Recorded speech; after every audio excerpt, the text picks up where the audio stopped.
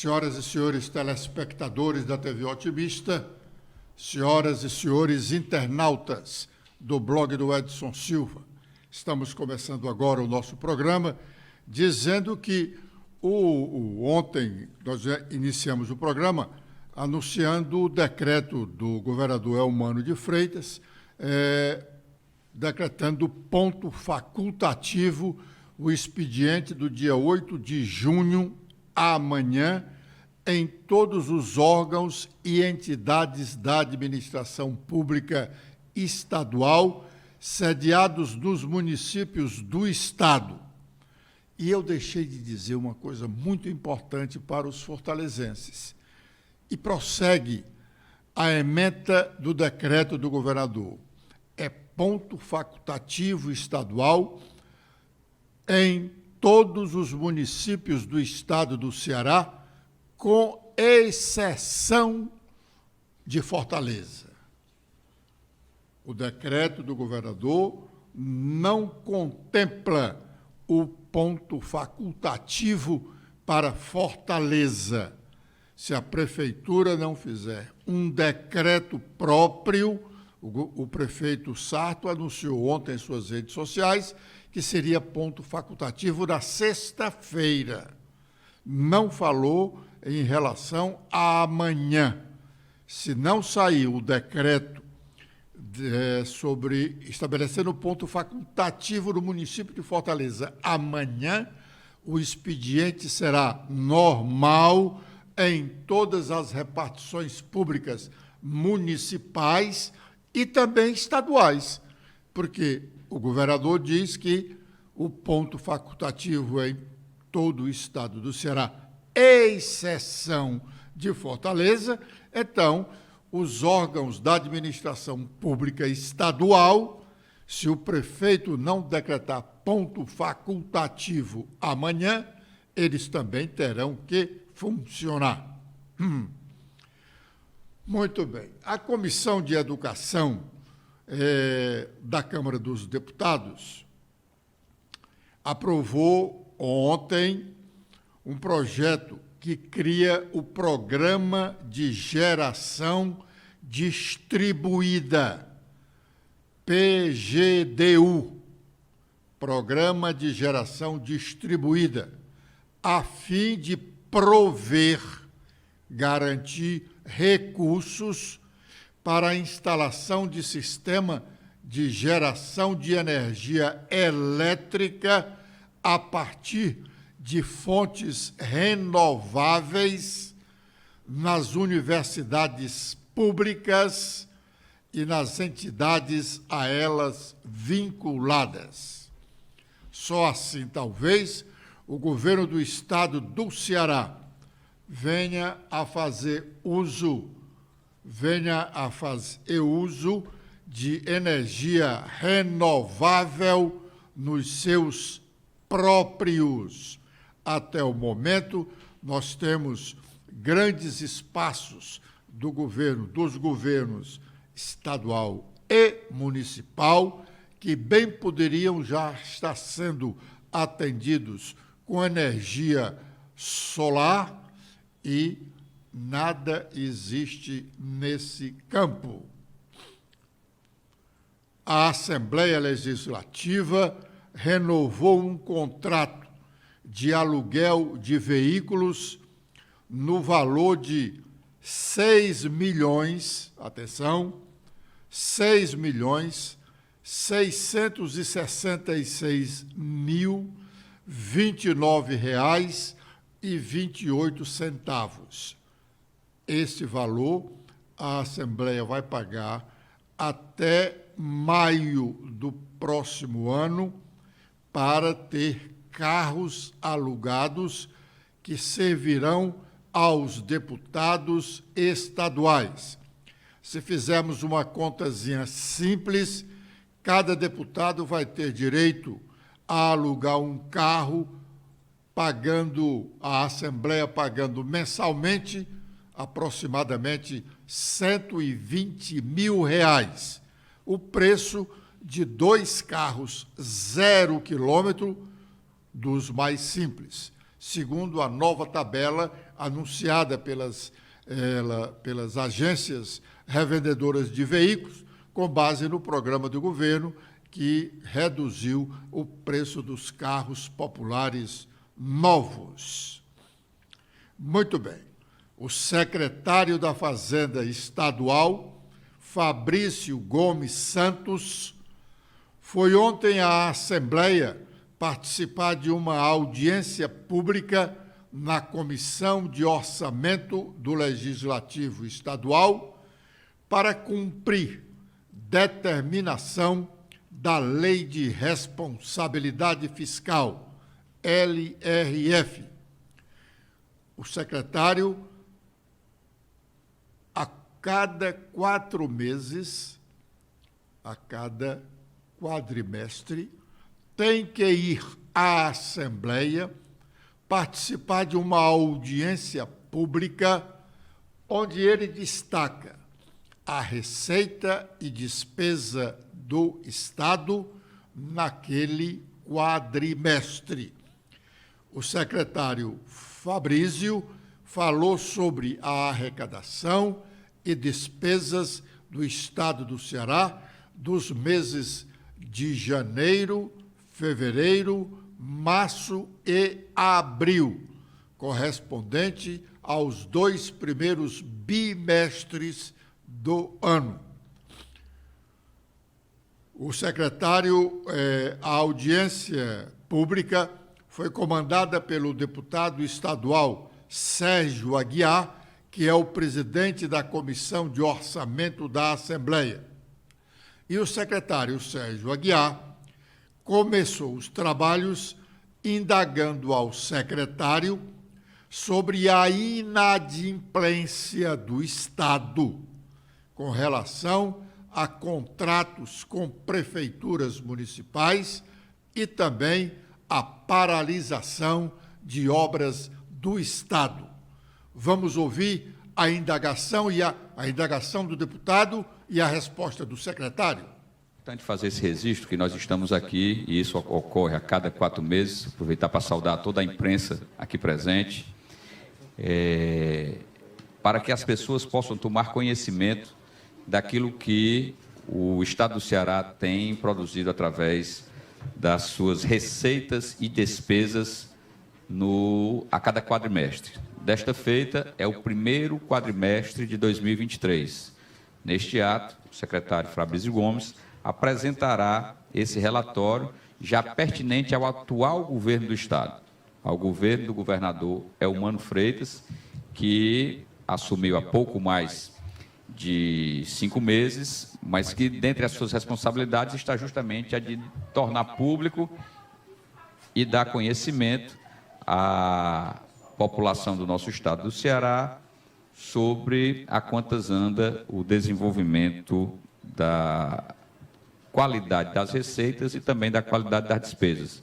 E aí eu falava há pouco aqui com o secretário, mas já deixo uma pergunta inicial, e aqui baseado naquilo que vejo aqui o prefeito Tonhão do município de Pacujá, é de que muitas já foram as discussões que ocorreram entre os entes conveniados, em especial as prefeituras municipais, com a Casa Civil, com a coordenação política do governo do Estado do Ceará, a perspectiva de liberação de limites, e quando se fala em limite, creio eu, que é o limite orçamentário para que as receitas possam ser classificadas e, em seguida, transferidas aos municípios, que são entes conveniados. Muitos deles encontram-se com obras paralisadas por todo o estado do Ceará, e não apenas os governos municipais, mas temos notícia também das próprias ações e obras das secretarias, que são secretarias fim do nosso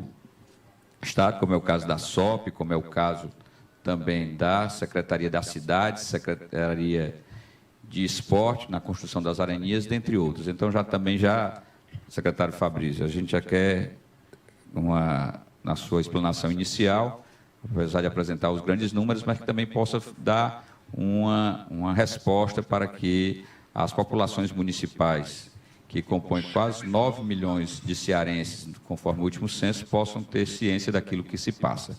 Sem mais delongas, passo a palavra ao secretário da Fazenda, Fabrício Gomes dos Santos, que irá fazer a sua explanação. Em seguida, os senhores deputados, por ordem de inscrição, farão os seus posicionamentos e as suas indagações, conforme seja o caso.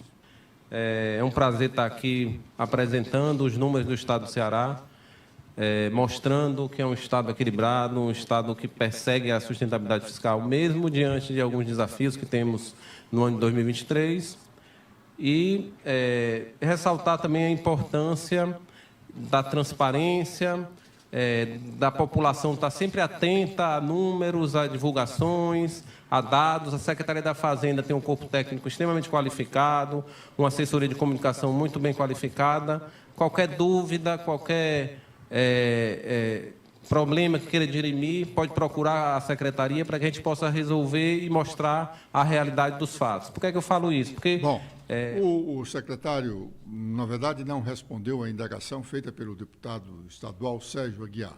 Ele tergiversou. Convém registrar que nessa audiência pública, pelo menos até onde eu participei e acompanhei, nenhum deputado de oposição esteve lá questionando o secretário. O secretário, embora não tenha esclarecido o que alguns curiosos gostariam de saber, foi muito louvado por alguns dos deputados estaduais ligados ao governo do Estado do Ceará. Agora é o momento de fazermos o nosso primeiro intervalo e já estaremos de volta com o nosso programa.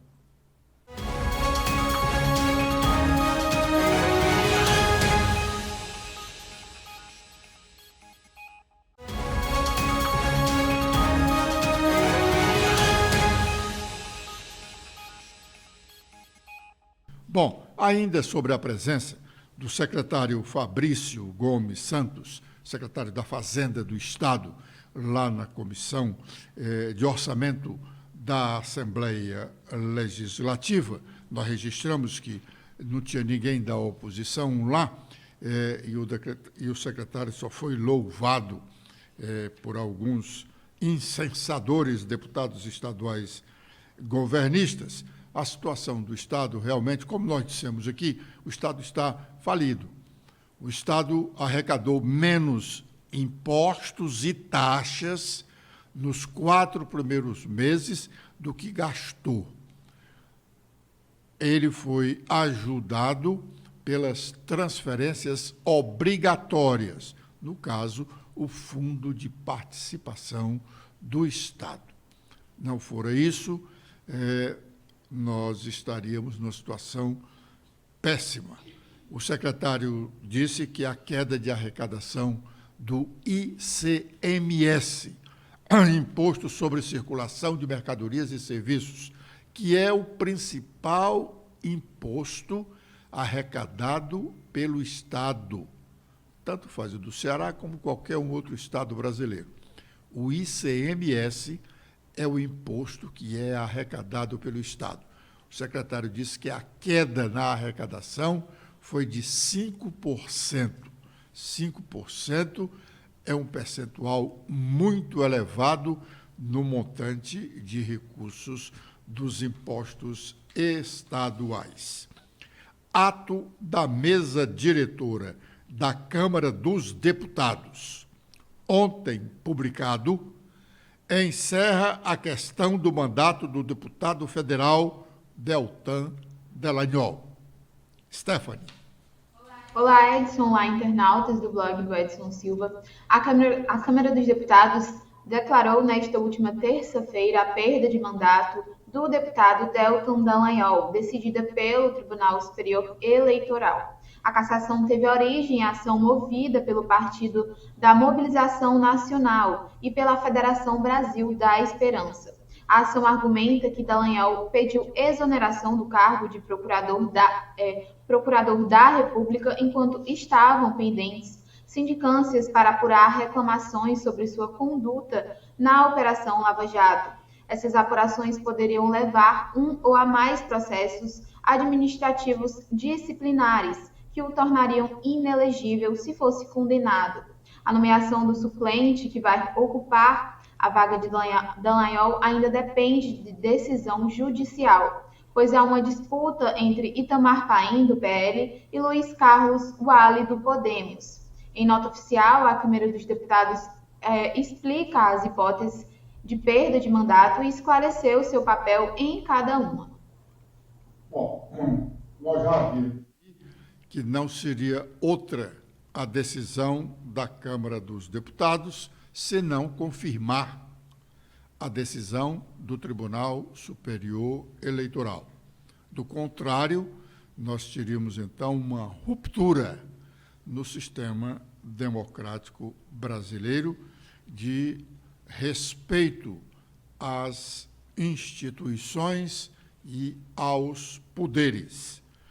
A decisão de cassar o mandato do deputado Deltan Dallagnol foi, como já registrou a matéria, do Tribunal Superior Eleitoral, com base na lei da ficha suja ou ficha limpa, como se queira dizer.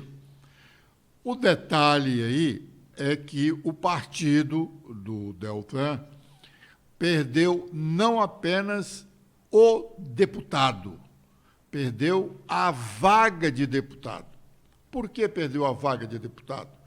Porque o normal seria, com a cassação do mandato de Deltan, o suplente, o primeiro suplente do partido, ser efetivado na vaga.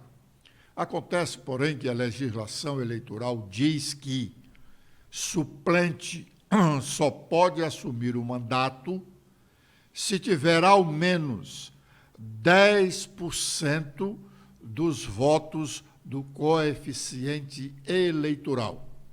E o partido do Deltan só elegeu ele próprio, com uma boa margem de votos, algumas centenas de milhares de votos.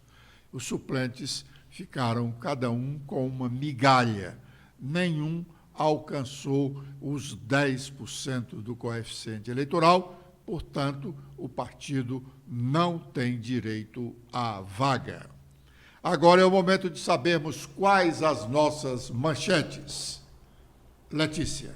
Olá, Edson. Olá a todos que acompanham o nosso programa de hoje. Com as atualizações feitas no nosso blog, temos que o Supremo Tribunal Federal retoma julgamento sobre marco temporal das terras indígenas. O processo que motivou a discussão trata da disputa pela posse da terra indígena Ibirama, em Santa Catarina. A área é habitada por três povos indígenas e a posse de parte da terra indígena é questionada pela Procuradoria do Estado. O STF rejeita a denúncia contra o presidente da Câmara Federal. A defesa de Arthur Lira declarou no processo que as investigações não foram capazes de comprovar que o deputado agiu no sentido de receber e que as acusações foram baseadas somente na palavra de um delator conhecido por ser inimigo do deputado. O Ministério da Educação prorroga consulta pública sobre a reforma do ensino médio. Em carta conjunta, as entidades solicitaram ao ministro da Educação, Camilo Santana, a prorrogação dessa consulta para que sejam garantidas as condições necessárias para a aplicação de todos os instrumentos de escuta e a mais ampla participação social. O senador Eduardo Girão critica gastos do presidente Lula com viagens ao exterior.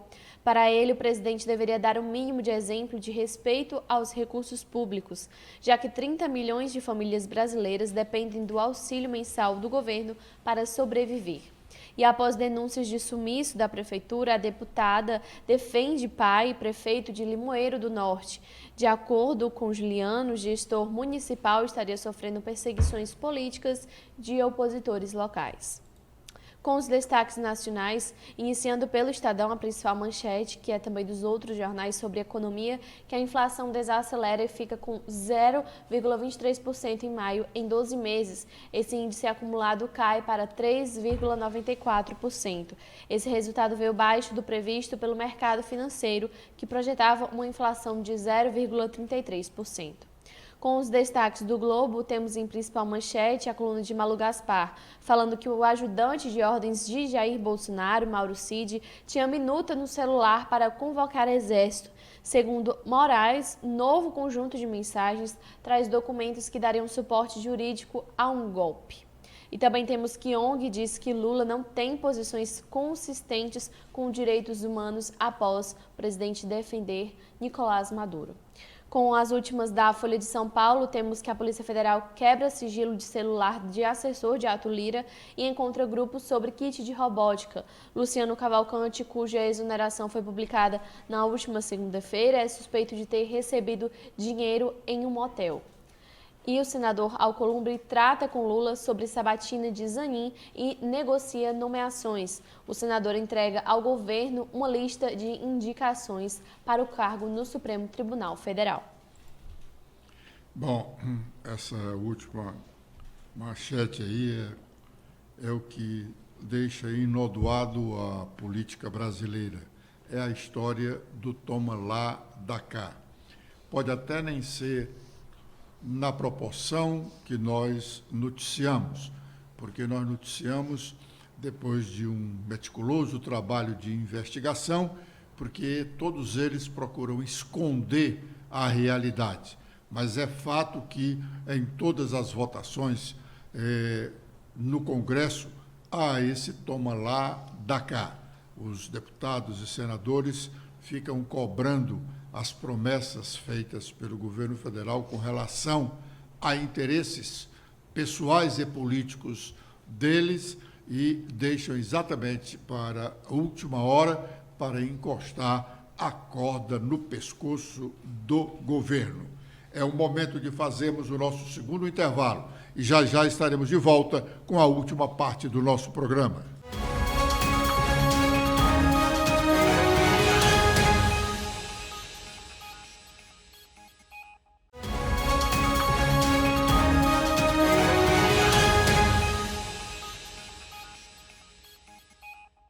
Agravo regimental. O recurso de que falamos aqui recentemente foi apresentado pelos deputados estaduais cassados pelo Tribunal Regional Eleitoral, Silvana Oliveira, Carmélio Neto, Alcides Fernandes e Marta Gonçalves. Esse é um recurso que não diz nada. É um recurso de ganhar tempo para preparar o outro recurso, que seria o recurso da apelação. Esse recurso, que chama-se de agravo regimental, é apenas cobrando esclarecimentos de alguns termos do acórdão que resumiu a decisão que cassou o mandato desses 4 deputados estaduais do PL.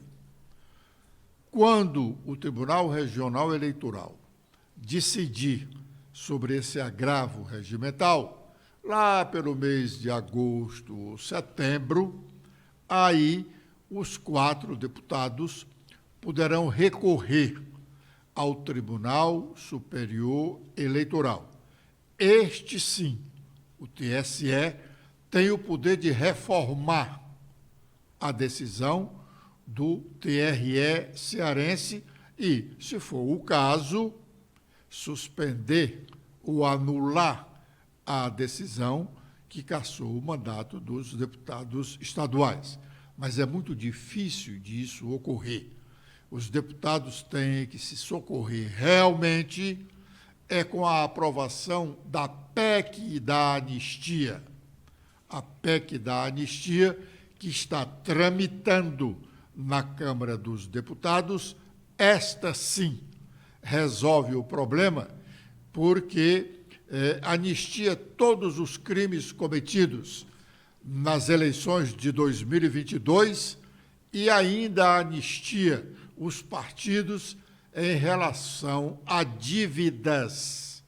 Em relação a dívidas, que são muitos milhões de reais que os partidos devem, por decisão da Justiça Eleitoral, teriam que devolver do fundo partidário. Então, a PEC anistia nos últimos 15 anos os partidos que cometeram esses ilícitos na área pecuniária. Quanto à cassação do mandato dos deputados, que foi por desrespeito à lei das cotas, a PEC anistia os crimes cometidos apenas nas eleições de 2022. Os deputados